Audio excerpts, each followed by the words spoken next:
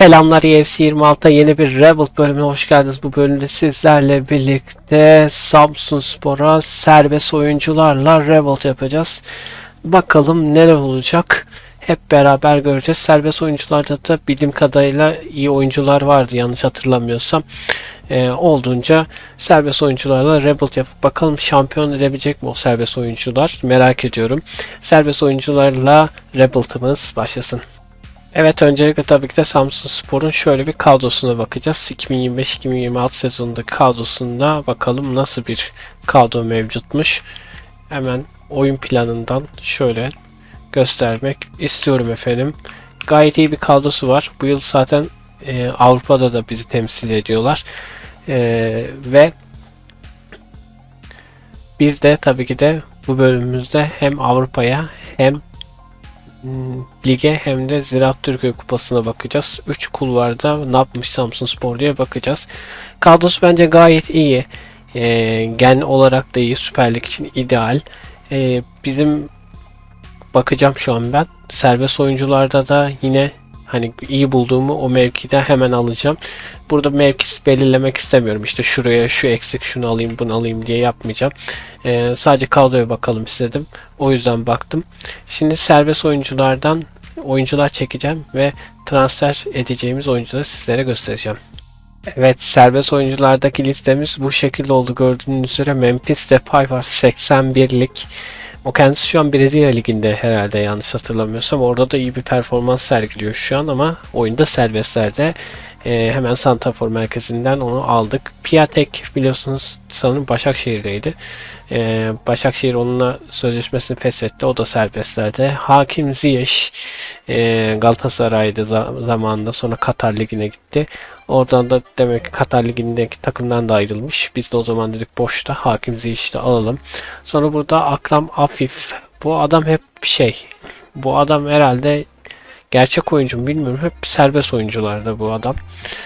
FIFA'larda, FC'lerde 24'te 25'te ve burada serbest oyuncularda diye hatırlıyorum. 26'da da. Alexander Ciku var. Ciku Fenerbahçe'nin de biliyorsunuz. O da serbestlerde olunca aldık. Roman Saiz. Bu da tanıdık bir isim ama yaşı 35'lere gelmiş tabii ki de. Onu da aldık. Efendim zaten bir yıl oynayabilir ancak fazla oynayamaz. Zaten yedeklerde olur büyük ihtimalle. Rotasyon gibi düşünülebilir ve kaleye de bir Malagon aldık.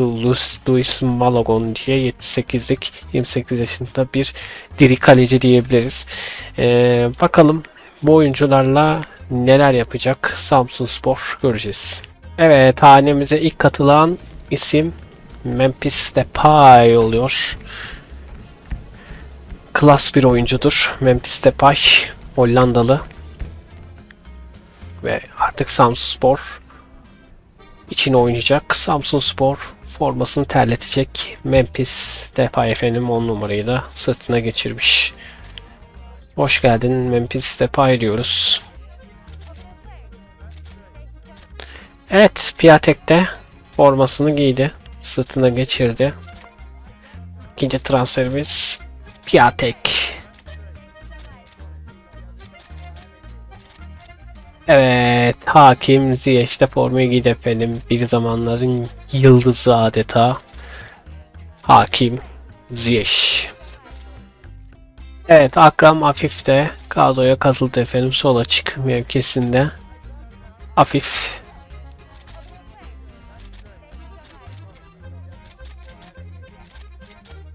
Evet, Ciku da Samsunspor kulübesine katılıyor efendim. Kulübüne katılıyor daha doğrusu. Alexander Ciku. Evet, Roman Saiz de geldi efendim.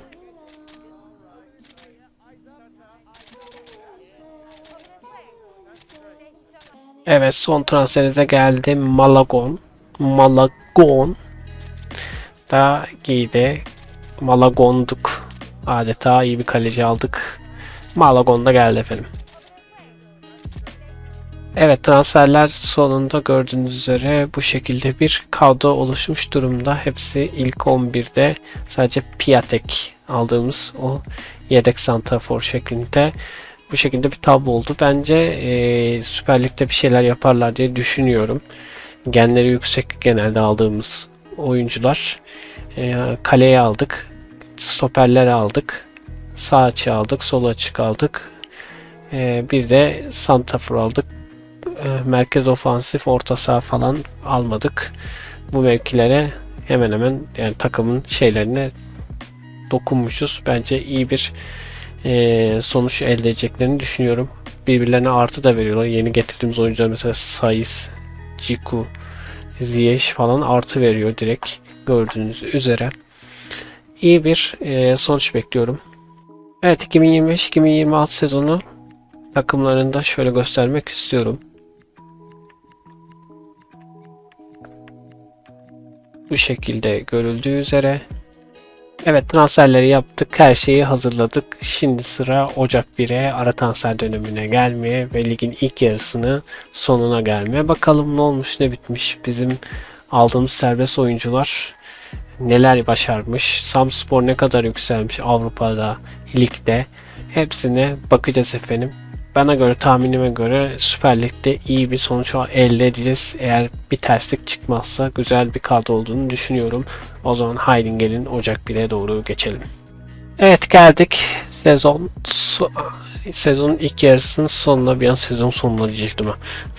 Çıkıyoruz efendim. Hemen bir geliyoruz ve bakalım ne yapmışız, ne etmiş. 4. sıradayız. 17 maçta 11 galibiyet, 4 beraberlik, 2 mağlubiyet alıp 34 atılan golü kalemizde 15 gol görüp 19 avarajda 37 puanla 4. sırada kendimize yer bulmuşuz. Ligin ilk yarısında lider Fenerbahçe, 2. Galatasaray, 3. Beşiktaş ve 4. biz geliyoruz. 5. sırada Trabzonspor, Antalyaspor'da 6. sırada. Şöyle sizlere diğer takımları göstermek istiyorum efendim. Hemen Türkiye Kupası'na gelin. Türkiye Kupası'nda da Gençler Birliği ile eşleşmişiz. Bakalım. UEFA Süper Kupası zaten şeyden önce oynanıyor. 5-1 onu da Paris kazanmış. Şampiyonlar Ligi'ne geldiğimizde Şampiyonlar Ligi'nde Chelsea'yi görüyoruz. Bunları da göstereyim sizlere. Galatasaray'ı 13. sırada gördüm. Şöyle inelim. Karabağ 31'de. Bu şekilde bir tablo oluşmuş. Avrupa Ligi'ne de bakalım. Fenerbahçe lider. Vay anasını, güzel. Fenerbahçe lider gençler. Şöyle inelim. Takımları görelim. Biz Konferans Ligi'nde de mücadele ediyorduk. Ben çünkü etmesi gerekiyor diye düşünerek bakmamıştım gruplara. Bir an dedim eyvah yapmadılar mı, ama yapmışlar. Kısıpas 1. burada. Biz 4. sıradayız. Ligde de 4'te. Burada da 4. sıradayız. 6. doğru. 6 maç yapıyorlar bunlar. 6 hafta yani bitmiş.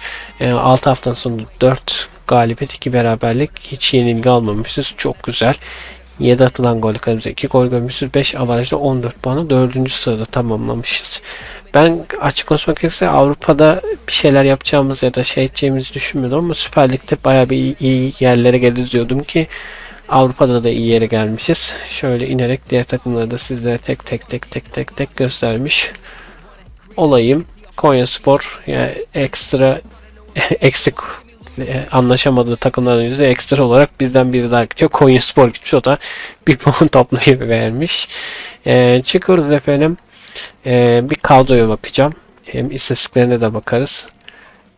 Şöyle arada böyle takılmalar yaşıyorum. Niye böyle oluyor bilmiyorum. Yeni çıktı bu da takılma olayları.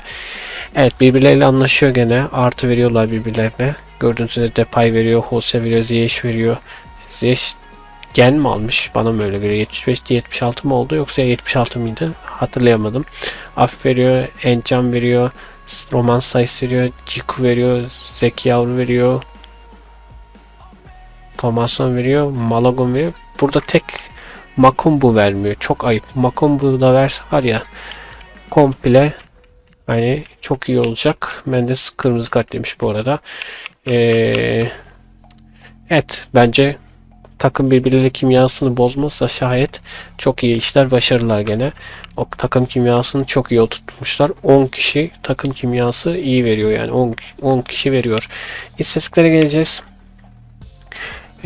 Biz şeylere bakacağız. Kendi transfer ettiklerime bakacağım. Piatek 8 lig maçında 1 gol atmış. UEFA Konferans Ligi'nde 3 maçta hiçbir şey yapamamış. Memphis Depay bayağı aşmış kendini. Süper Lig'de 15 maçta 12 gol 3 asist yapmış. Konferans Ligi'nde 5 maçta 1 gol 1 asist katkısı var.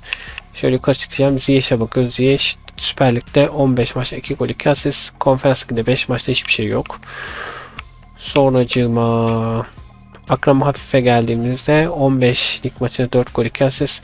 6 konferans lig maçında 1 gol 1 asist katkısı var. Diğerleri çok katkı zaten şey yapamaz.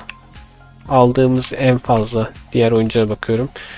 Onlar katkı yapmışlar mı? Yok. Onlarda bir katkı yok. Sadece konferans liginde Roman Saiz bir asist katkısı yapmış. Bunun dışında bir şey yok. Evet, bu şekilde bir istatistik var. Gayet iyi. Bence güzel. Düşündüğüm gibi de olmuş. Takımın kimyası birbirine uyması, sonra konferans ligi falan ekstra oldu düşündüğümden. Daha iyi bir sonuç elde etmişiz. Evet, ilk yarının istatistiklerine bakalım. TNT Süper Lig'de gol kralımız Memphis Depay. 15 maçta 12 gol. Zaten büyük katkı sağlamıştı dediğim gibi. Memphis Depay ve 60. Asistlerde Boli'yi görüyoruz. Boli 17 maçta 7 asist katkısı var. Ve ortalama etkiklerde de Barış Alper Yılmaz'ı görüyorum. 17 maçta 7,85 şeklinde ilk sırada yerini almış. Evet, ligin ilk yarısı bence rüya gibi güzel. Her şeyle harika gerçekten de. Bakalım ikinci yarısında, ligin ikinci yarısını bozmazsak şayet yine çok iyi gideceğimizi düşünüyorum. Ama ilk yarıda güzel gittiyse ikinci yarıda bozuluyor gibi hep oyunda. O yüzden bozulabiliriz, bilmiyorum ama haydi sezon sonuna geçelim. 18 Mayıs'a gelelim ve ligde, kupada ve Avrupa'da ne yapmışız öğrenelim. Evet, geldik sezon sonuna, çıkıyoruz efendim. Yanlış yere geldim. Pardon. Şimdi finale gelmişiz kupada. Samspor Fenerbahçe finali var efendim. Bir Süper Lig'e bakalım ne olmuş. Süper Lig'de 4. sırada kaldığımız yerden devam ediyoruz. Fenerbahçe şampiyon olmuş. Galatasaray 2. O 3. sırada Trabzonspor. Trabzon bizim altımızdaydı. 5. sanırım. Beşiktaş 3. Beşiktaş bu sefer bizim altımıza gelmiş. O 5. sırada olmuş. Biz ligi 4. sırada tamamlamış. 34 haftanın sonunda 20 galibiyeti beraberlik 7 mağlubiyet alıp 62 atılan golde kalırsa 35 gol görüp 27 avarajı 67 puanla 4. sırada tamamlamışız efendim. Şimdi aşağı inerek size diğer takımları da şöyle göstermek istiyorum. UEFA Şampiyonlar Ligi finali Real Madrid ile Liverpool arasındaymış. UEFA Avrupa Ligi Real Betis ile Nottingham Forest. UEFA Konferans Ligi'de Rennes ile Crystal Palace arasındaymış. Biz son 16'ya gitmişiz direkt zaten. Kulüc'e orada kaybetmişiz. Evet, son 16'da Kulüc'e kaybetmişiz. Zaten yolumuza devam edememişiz. Son 16 görmüşüz. Çeyrek final, yarı final ve final görememişiz efendim. Başka da burada bakacağımız bir şey yok. Hemen şöyle bir kadroya geleceğim. Kadro birbiriyle anlaşıyor mu? Onu merak ediyorum. Yine anlaşıyorlar. Depay sakatlanmış. Anlaşmalar olmuş gene. Güzel. Mahmut'u veremiyor. Bu vermiyordu bak. Makumbu. O da vermeye başlamış ama Depay gidince nanay gülüm nanay olmuşuz. Biraz Depay'ın yokluğundan mı oralara düşmüşüz bilemeyeceğim şimdi. Kadro merkezine geliyoruz efendim. İstatistiklere geliyoruz. Piatek bu şekilde. Depay 19 gol atmış, 6 asist. Ziyech de çok şey kalmış ya, performansın altında. Zaten çok da performans veren bir oyuncu değil. Kafasına göre takılıyor. Gerçekte de ya oynuyor ya oynamıyor. O şekil. Afife baktım. 8-5. Başka bizden aldığım oyuncu Ciku, Saiz, Malagon. Bu şekilde tüm herkesin istatistiğini görmüş olduk efendim. Evet, buradan da bir Türkiye Kupası gol krallığıymış. Bu arada Türkiye Kupası gol krallığından En-Nesyri, asisti de Anderson Talisca'ymış. Ortalama reytingleri de Tucci varmış 9,80 efendim. Bizim Süper Lig'e bakacağız. Süper Lig'de Memphis Depay gol kralı olmuş. 29 maçta 19 gol kaydetmiş. Son şeylerde sakatlandığı için de çok bir şey yapamadı. O büyük ihtimalle kaybettiysek o zamanlar kaybetmişizdir. Ligde maçı. Çok iyi gidiyordu çünkü. Talisca Süper Lig'de asist kralı olmuş. 33 maçta 10 asiste ve ortalama reytingleri de G'yi görüyoruz bir maçta. O da 8,70 şeklinde oynamış. Evet, bir ara sahne görüyoruz. Sezonun oyuncusu ödülü Depay'a mı gidecek? Kaka sunuyor. Holse olmuş. Carlo Holse sezonun oyuncusu olmuş hocam. Evet. Carlo Holse'yi alkışlıyorlar. Kaka Leite verdi. Herkes Holse'yi şöyle bir alkışladı. Holse konuşmasını yapıyor. Teşekkür ediyor. Millet ayağa kalktı.